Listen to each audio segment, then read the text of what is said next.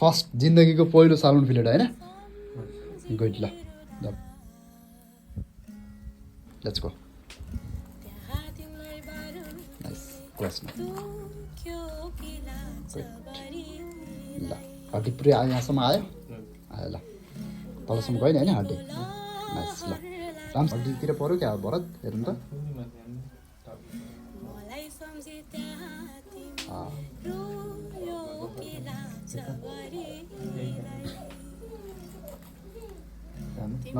नगिथल्नुहोस् ल ल छिटो फाइन कट गुड ल भयो अब चटक्क चुडालिदिनुहोस् त्यसलाई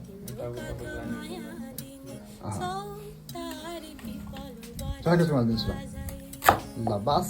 टाउकोमा चाहिँ धेरै फिस रह्यो ल यो फिसमा चाहिँ अलिकति धेरै रह्यो ल केही भएन नो प्रब्लम यसलाई ल डुब पार्नु पनि होइन कडक कडक कडक गर्दै आउँछ ल नाइस नाइस नाइस अनि वेट रम्छ एकछिन अब तपाईँले यो खोल्ने बेलामा तपाईँको बेली फ्ल्यापलाई चाहिँ तपाईँले यो फिङ्गरले चाहिँ सेक्योर गर्नुपर्छ यसरी हेर्नु त वेट वेट धेरै पनि होइन फेरि धेरै गर्ने बेला फुट्न सक्छ थोरै ट्याकट्याक फ्लिप गरौँ अनि हेर्न पनि सजिलो हुन्छ क्या तलतिर कति खोल्या छ भन्ने क्याडेक क्याडेक गरिदिँदा हुन्छ ल नड्राइकन ल्याउनुहोस् नड्राइकन अनि यसरी साथ्ने पनि बेली फ्ल्याप गर्ने ल्याउनुहोस् ल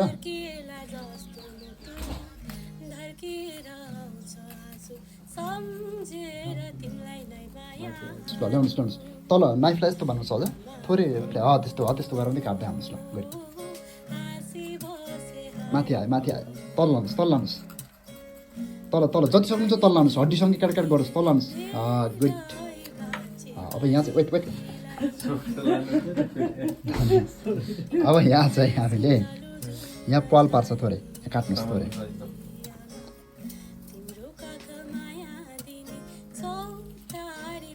पाल पर्यो अब खै हेरौँ कतिको तपाईँको फ्रेस छ नाइस गुड नट ब्याड होइन फर्स्ट जिन्दगीको पहिलो सालमन फिलेट होइन गुड ल 12 इन्च हजुर हजुर ल केही हुँदैन यसमा राख्नुहुन्छ ल माथि निकाल्नुहोस् ल तर निकाल्ने बेलामा यसलाई बढी प्रेसर दिएर तलको मिट चाहिँ बिग्रिनु भएन है फेरि मिटलाई प्रेसर दिएर बढी बिगार्न नि भएन फेरि तलको ब्रेक हुनु भएन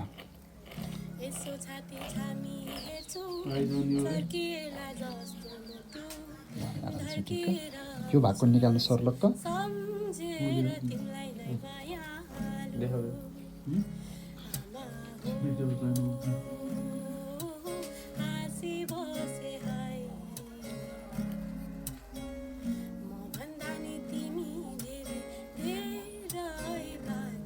भागको चाहिँ अर्को मिटसँग कनेक्ट भएको हुन्छ बिस्तारै निकाल्नु हो त्यसरी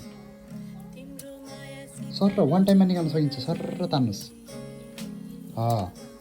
गुड